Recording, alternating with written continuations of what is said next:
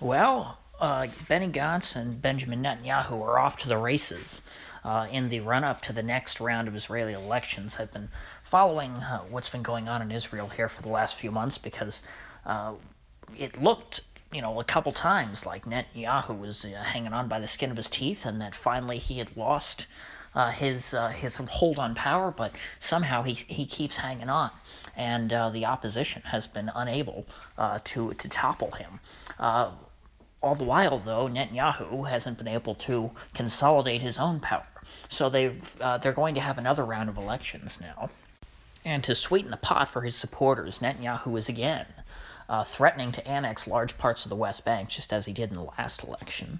However, the difference is now that Benny Gantz, the main opposition candidate here, who is the leader of the Blue and White Party, which I guess Netanyahu and some of his people are characterizing Gantz as left wing.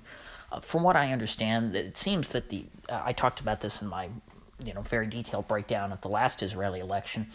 The left in Israel seems to have collapsed. The Labor Party is pretty much non-existent. The other left-wing parties that existed are not really major players anymore, and so it seems that you have, an opposition and a government. The two main factions in the Knesset are both of the right.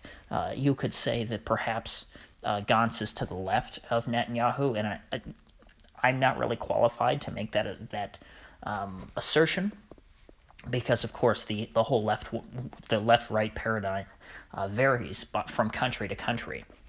But I do think it's safe to say that Netanyahu is considered to be to the right of Gantz. And as a good example of why this is the case, Netanyahu is promising to annex more land in the West Bank than Gantz is. Gantz apparently only wants to annex the Jordan River Valley, which is a pretty sizable area.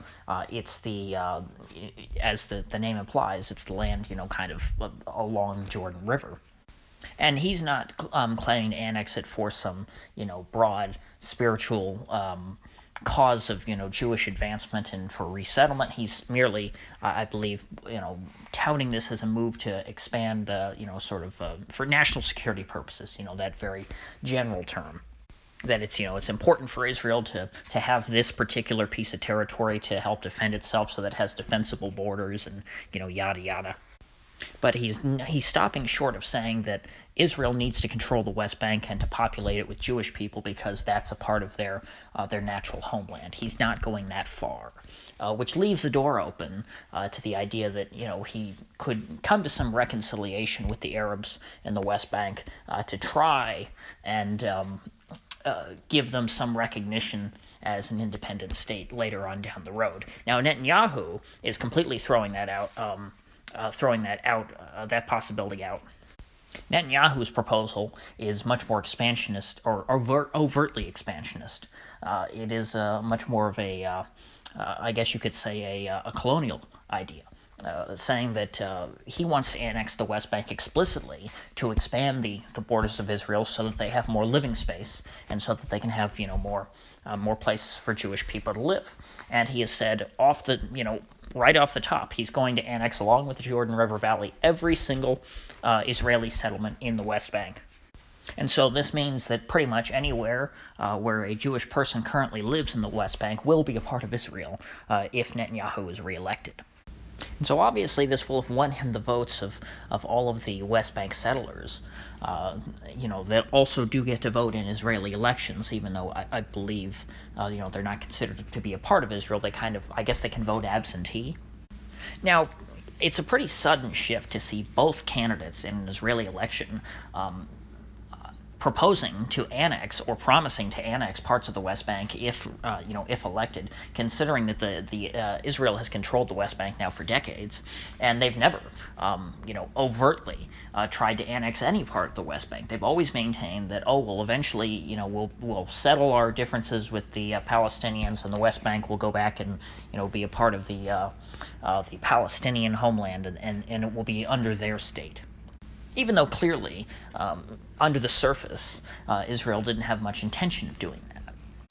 Well, it would seem to me that the shift has come in the administration of Donald Trump. Donald Trump has been called the most pro-Israel president in decades, and earlier, I believe it was last year, might have been the year before, Benjamin Netanyahu announced, with the blessing of Donald Trump, that Israel will be officially annexing the Golan Heights, which was a territory that the U.S. had won, or that Israel had won from Syria back in, I think it might have been either the Six-Day War or the Yom Kippur War. I can't remember which one. But it was right around their late 60s, early 70s, and they've held on to it since then, and they've considered it, an occupied territory that, eventually they'll settle with Syria and give them back their land and after the signing of a final peace treaty or whatever. And Netanyahu decided to do away with the pretext and say, no, this is ours now. It's not a part of Syria. Golan is Israel. And this is a good time to do it, considering that so much of the international community of is pro-U.S. So much of the respectable people in the world have been calling for the overthrow of Bashar Assad. If they challenge what Netanyahu's doing and say, oh my gosh, that's Syria's land, you can't annex it. Well, then they're not in much of a position to stand on, because then that would make them defenders of Assad by their own logic. To speak out against the Israeli annexation of the Golan Heights would make you an Assad toady. And so this really was the perfect time for Netanyahu, combined, of course, with the election of Donald Trump to make this announcement. And I believe they even named a settlement in the Golan Heights, the Trump Heights, which was pretty funny. I'm sure that made the president very happy. Well, anyway, now that this has happened, now that Israel has, for the first time, officially annexed some of the territory that they've occupied now for decades and decades, it makes sense they would, while Donald Trump is still president, make a push to do it again. Because it might be quite possible that the next person who's elected president, if Trump loses re-election, does not support the Israeli annexation of parts of the West Bank. But Donald Trump, it would seem, absolutely would, because he wants to be considered the most pro-Israel president ever.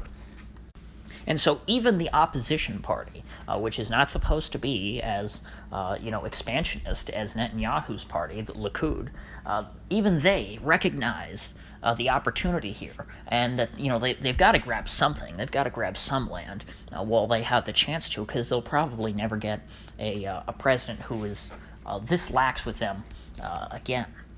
Because while all U.S. presidents are pro-Israel to a certain extent, they have to keep up sort of some modicum of impartiality. They can't act like they're just totally giving Israel a pass for everything. They don't, want it to look so much like Israel's getting special treatment and like they're allowed to do whatever they want, even though Israel kind of does do that in a lot of cases. But Trump doesn't have that constraint. Trump just wants to be the most pro-Israel guy ever. And so it'll be very interesting to see what happens now if this ploy by Netanyahu does pay off, and he is able to win re-election. What a world, or not a world, but what I guess an Israel-Palestine situation looks like when Israel has all these little islands of sovereignty within the West Bank. And despite all his scandals and all the bad things that have happened for Netanyahu and how long he's been around, he's managed to hang on thus far. So I'm willing to give him the edge here, even without looking at the polling. I just feel like he's been around forever. And so it's going to be pretty tough for this Gantz guy, even though I believe, he didn't do that bad before. It's going to be tough to finally displace old Bibi once and for all. But hey, like I said, both of them are running on annexing some of the West Bank. So even if Gantz, wins out over Bibi, we should expect him to annex something, which will be quite interesting. And like I said, it's sure to shift the dynamic quite a bit. So if you gain anything of value out of this video, I'd appreciate you clicking that like button and sharing this video. And if you haven't already, please do subscribe, because I do upload every day and I'd hate to have you miss one. So I'll see you folks back here tomorrow.